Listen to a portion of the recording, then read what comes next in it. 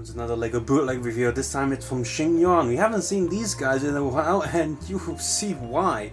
We have a bunch of bay formers here. This is set SY662. So all of them, instead of a regular minifigure stand, they have this big sort of blue, transparent blue round piece there. And they probably decided they needed this piece because all of their accessories are build items that are ridiculously big. Think Nixo Knights with their huge armor. So that means all these packs all also come with a tiny little single sheet of instructions. So yeah, these instructions are clear enough, I guess, and so they just quickly show you how to build the accessories that come with them. If you want to take a closer look at these instructions, please head over to the Flickr link in the video descriptions below. So there's also an extra bunch of pieces here, so just move that out of the way and create an extra stage.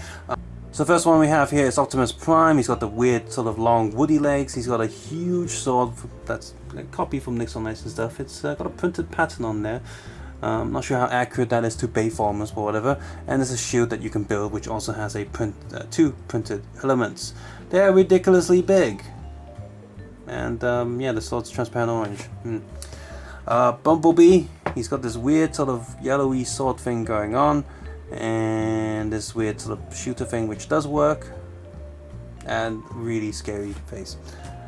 I'll go into these other figures after the accessories. And here's another buildable gun for this green not Bumblebee, because he's got the same head mold, and you got this thing that can fire, and he's got a spare shooting thing, which reminds me of those little pegs that you get in the board game Mastermind. You played that Mastermind? You gotta guess the colors and stuff. Next up, I don't know who this green guy is, because I'm not that good with Transformers, especially Bayformers, but he's got this buildable backpack thingy which has shootable stud shooters on the top there, and these little lightsaber handle thingies, and yep, these are just on little rotating joints, so you got this backpack with jetpack thing. And then we have this guy here which uses the mold of the yellow jacket helmet, which actually LEGO hasn't used that mold for anything else, so yeah, it's oh, there goes the spring-loaded shooter thingy, which does work. And again, there's a spare shoot laser thing on the cannon. Yeah, LEGO should use this helmet mode for more things. It's can be quite good for military stuff. But yeah, we got a little big gun there. Next, we have this. I'm guessing it's not a Decepticon. It's all black and evil and stuff. And he comes with this not quite jet plane thing, as another stud shooter on the end. And then we have Marky Mark. I'm guessing that's Marky Mark. He's also got this weird sort of rocket launcher with scopes on it. And again, it does have a stud shooter on it. And there's also a military sort of back waist belt thing going on here with that a lot of those military bootleg sets have.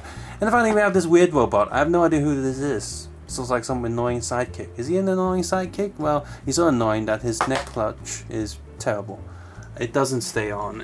It's impossible to stay on. Look, I just put that on there. Oh look, it's going upside down. And it falls off. It's actually weird it wouldn't fall off then, because yeah, it got stuck on like a little angle. And he's got nipple eyes. Yeah. This little bit there helps him stand, but if you tilt him forward, he will like just fall over. So just tilt that forward, oh look, he's dead. So that's crap. We are with the figures, and this garbage joy can go to the side. So yeah, overall the print job on all these and the clutch on all these figures are actually pretty decent. You can even still read, if you look close enough, the word Bugatti on his little chest logo right there. I'm sure Bugatti is very proud to have their name on this. The Bayformers movie, not the bootlegs. So yeah, the overall print job and drawing on all these are actually pretty decent.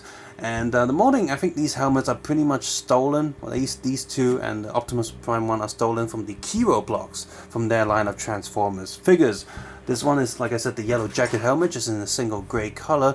These two, I'm not sure where these two come from. They probably just took a random Bumblebee toy at roughly the right scale head, took that and just remolded that to fit onto a LEGO minifigure head. And yep, that means if you move all of these helmets, have fully printed robotic heads underneath. The Bumblebee one and the not the Bumblebee one has the proper Bumblebee print, and the not Bumblebee one actually looks way different than what was printed on this, because it's actually a different design, whereas the helmet still uses the same mold as the Bumblebee head, which makes it look odd. And yep, all these heads all look pretty decent. Flip it around and they have no back head print, but all of them do have back torso prints at least. There you go, a very hit and miss set from Sheng Yuan. Sheng Yuan doesn't really do that many minifigure sets, so if a recent one that they've done is at this quality, yeah, I'm glad XINH and Pogo are out there right now, and then recently WM as well as KOPF. Those brands are doing the job that Sheng Yuan's not doing anymore, unfortunately.